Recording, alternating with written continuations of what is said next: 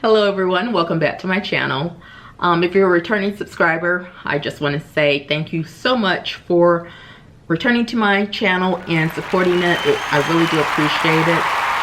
If you're a new person here, hopefully a new subscriber, hopefully you'll will consider subscribing to my channel, because goodness knows I need the help. I think you can tell by my numbers. Yeah. But anyway, what we're going to do right now is I'm developing a series of DBT distress tolerance skills. And so what this particular video is going to be on is radical acceptance. Now, what is radical acceptance? When do you need it? Why do you need it? How do you use it? Everything like that. I'm going to answer those questions. So what is radical acceptance? Well, basically radical acceptance is accepting anything in your life that you don't want to be there. Situations you don't want to be in, but you can't change them. It could be a death in the family, or a death of a friend, close friend, a loved one. It could be a divorce. It could be loss of a job, medical tests coming back that aren't good, anything like that. Things that basically just tear your life apart. How to accept those things, that is called radical acceptance. That's when you use it. Well, first you observe your thoughts, such as this shouldn't be happening, it shouldn't be this way, and then you remind yourself that, okay, this is the way it is. Okay, so next you practice acceptance using your whole body. Now this is going to be painful, so it's important to breathe as you do this, and to use positive self-talk, just like you would to a child. I call this like talking to your inner child, or we call it that. But anyway, the same way you would talk to a child, you would say like, yes, this is bad. I know this, this hurts, but we're going to get through this. We're going to make it. We're going to get through this. So you would use some positive self-talk in a soothing voice to your inner child. And so you do that to yourself. Helpful to go to a place that can help you accept what has occurred. So if you've lost a loved one, you'll want to go to, maybe, if it helps you, maybe go to the cemetery. And if it's a divorce, maybe go to a peaceful place like a lake or something like that, and release some, sorry, that's my phone, release some, I was thinking releasing doves because my phone interrupted me, but it's not releasing doves. Sprinkling rose petals on the lake, basically the rose petals could represent, love, and the love that you've lost by the rose petals, moving about throughout the lake. Make sure you're present as you're doing this, and allowing yourself to feel what you need to feel, because it is difficult. It's very difficult. The next step is you want to try to imagine what your life would look like if you were to accept this. If you had already accepted this, try to imagine what your life would look like if you already accepted whatever the circumstances are. Would you be working? Would you be traveling? Would you, just try to imagine kind of how you would be handling as if you've already accepted it. Now this is something that it's very challenging, because your body might be saying, I want to lay in bed and just cry all day. That's all I want to do. But instead of doing that,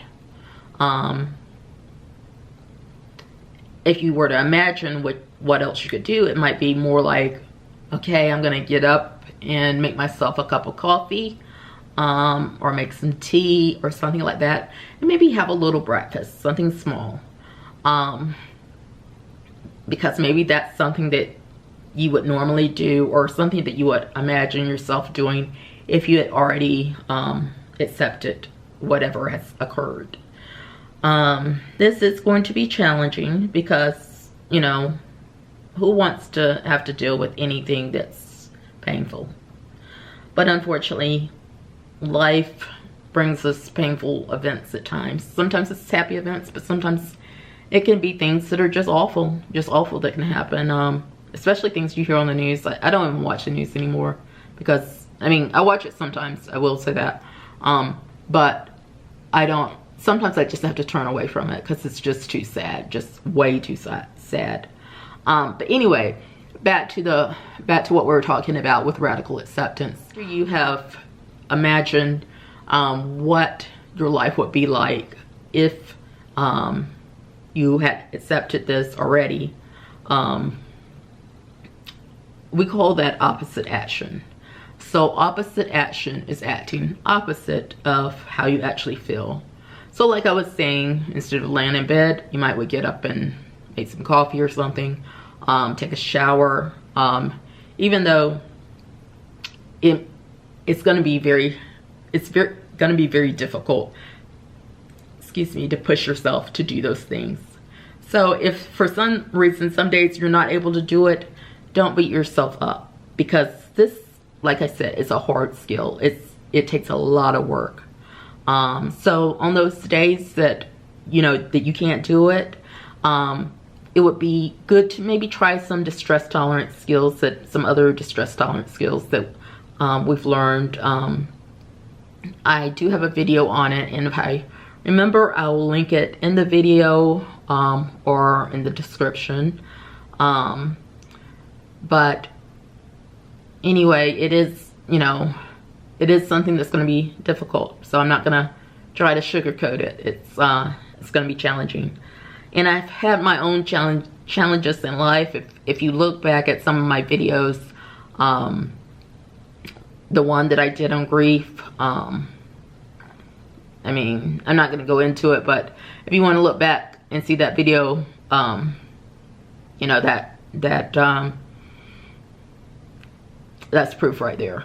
But anyway, if you're still having problems accepting what has occurred, another technique you can use is making a list of pros and cons. So the pro, what do you gain by not accepting what has happened? And for con, what is the downside to not accepting what has occurred? So for pro, what do you gain by not accepting what has happened? Versus what do you gain if you do accept what happened? So you do kind of like a pro for both ends of the spectrum. And then the cons for accepting what has happened versus not accepting what has happened. It's much easier when you write it down on a piece of paper. And, you know, just keep that list with you. And, you know, make it as long as you possibly can of the pros and cons of accepting and not accepting. And then whenever you start wanting to not accept something, take that list out and view it. And but I want you to always remember, whenever you're having these emotions, these painful emotions, I want you to think of a wave, and I want you to be riding that wave of painful emotion.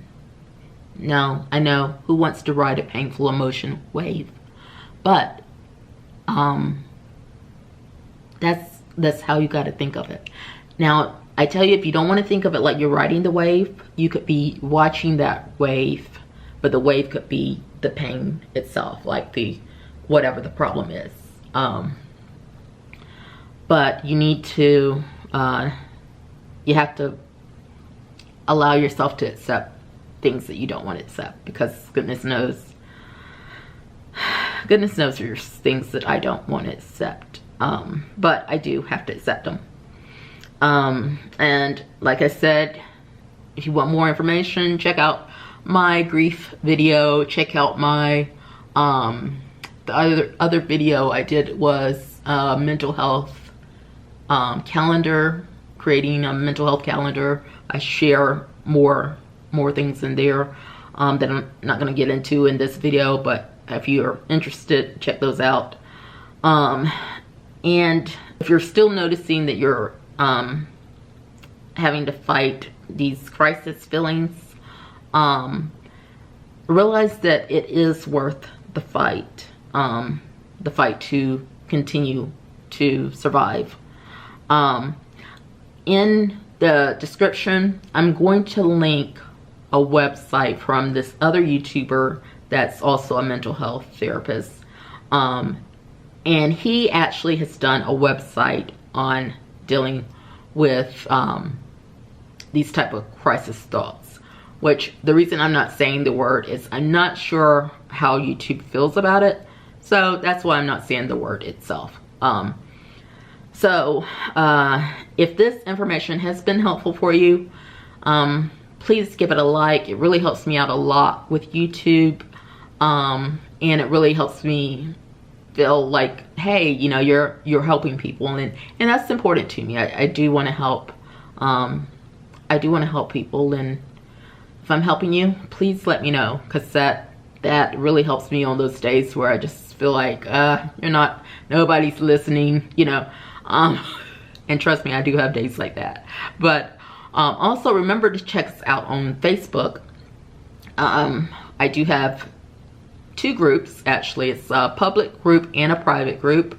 The private group, it's not, you know, it's not as active. Like, I don't really go on there as much because I'm still, you know, our community is still growing. So mainly it's the public group right now, but the private group is more for support. You know, if you want to, you know, if you need a place to talk and vent. Now, I will say, you know, even though I am a therapist, nothing related to creative self-therapy constitutes therapy. Things that are said in the group, sometimes I may respond if I see it, and if I don't see it, then somebody else might respond, hopefully. But I would like to have a place for all of us to, you know, just talk about things. And I also like to share just funny things in the groups, because I feel like sharing funny ideas is a great coping mechanism. So I feel like sharing funny memes or whatever, it's a very great way of coping with difficulties. So follow me on Instagram. And anyway, I'm thinking I'm gonna end it here. But anyway, I hope you all have a great week. And again, if you enjoyed this discussion, please remember to like this video, give it a thumbs up. And if you enjoyed this video and learned some new things, please consider subscribing. Okay. Oh, and don't forget to hit that notification bell so you don't miss a thing. Okay, have a great day. Bye.